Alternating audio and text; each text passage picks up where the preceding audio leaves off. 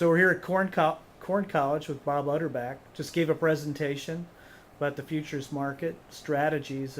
What should farmers do given the volatility in today's market? Well, I think the first area that you focus on is if you're in the central and eastern corn belt in a yield deficiency area and your crop insurance is going to be your main cash flow, you have to start thinking about, do I lay off risk and protect that crop insurance against the 2008 surprise when the market went from $8 to $3 because it had an outside fundamental event.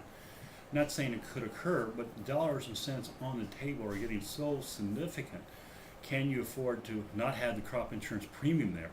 And we could be several $100s an acre if you went from $8 to $7, which is, harvest pressure, political activity event. I'm not saying it could occur. I think it's low probability, probably below 30%, but it's a risk I would suggest to you that insurance is very dear. So I would be looking at buying a December put. We get back here to the 815, 825 area. I'd be thinking about buying an $8 put to protect a catastrophic position and rolling that put up if we continue to move higher. But we are in an event year, as I said in my outlooks, of something that of unprecedented proportion. It's going to be, the impact on livestock industry is going to be drastic, which is getting a lot of political discussion there. And my biggest fear is, will there be a political intervention sooner than later? The conventional thought is political intervention will not occur before election, and it'll happen closer to the January time period. And What would it take? What kind of what form would it take if there were well, a political I think the most intervention? obvious one we're talking about now is the impact on livestock industry. They're blaming the ethanol is for they want to reduce the demand side of the cycle. Is basically taking away or reducing the 10% ethanol mandate by EPA, which is, the environmentalists would push back and say you can't, you're stealing from them, and it's going to hurt the value of the farmers' grain prices that they have. That what limited grain they have is going to knock it. So you help one constituency against another, which if we start doing that, that's the worst thing we can do for us is fighting between us.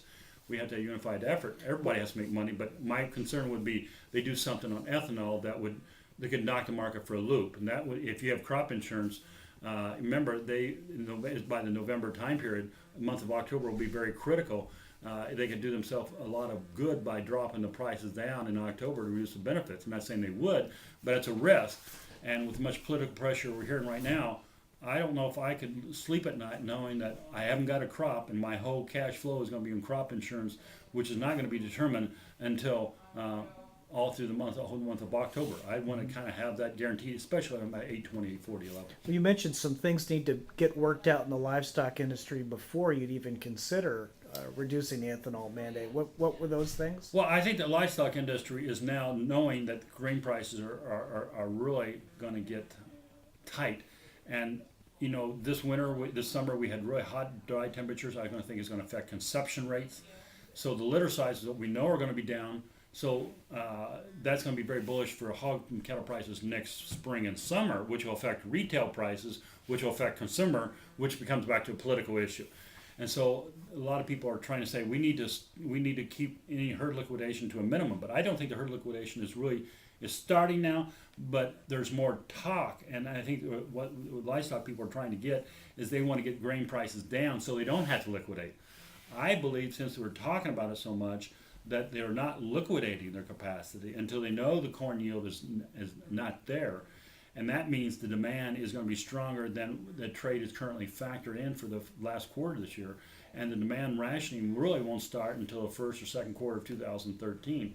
And it's not going to be fast enough, because if we truly are below a 130 corn yield and heading towards 125, the magnitude of the rationing that we have to do is historically unprecedented.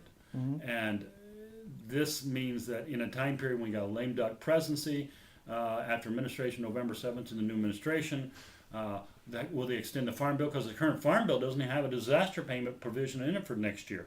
So they might have to extend the current version, not the new version, because the new version doesn't have a disaster program in it. And they got the tax bill, and there's just so many. I just don't think Washington can act fast enough to basically have policies and to bring supply acres in a conservation reserve. It seems like there's a real debate. Will they be able to act fast enough to get the acres out of production and get them into production for the 2013 marketing year? Because Texas starts planting in February, March. Can we act fast enough? And so these are some of the questions of the monstrous impact we've gone from a very potentially very bearish looking corn crop, great supplies back in April, May. Look like we're going to have too many supplies now to 180 degrees.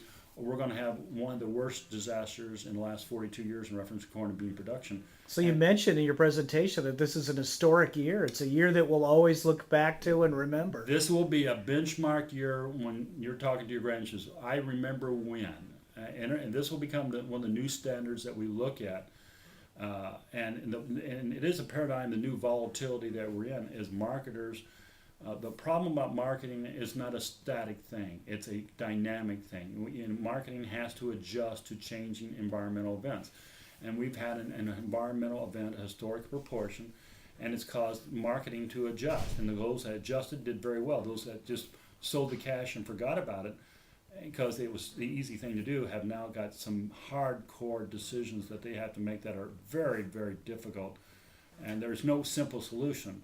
And the consequences will be multi-years in their impact. You mentioned that farmers need to take a defensive position between this winter. Can you elaborate on that a little bit? The defensive position reference is, I think that when they start selling the multi-year, they need to be defensive in reference to, they need to be more on a put or a limited cash flow exposure position rather than a net short position where the cash flow could be still significant, because the story is still untold. Here's, we're sitting here in August. We don't know what corn yields and bean yields, and I think this is going to be one of the rare years where the actual yield is going to be below expectations. So right now, one wants to be cautious on how aggressively you want to be short this market. You still think we'll have $8 corn in the spring? I think $8 corn will be a feature, with a basis. I think cash will lead to futures, and corn will be historically strong for all of 2012. Yes, I do. Thanks, Bob. My pleasure.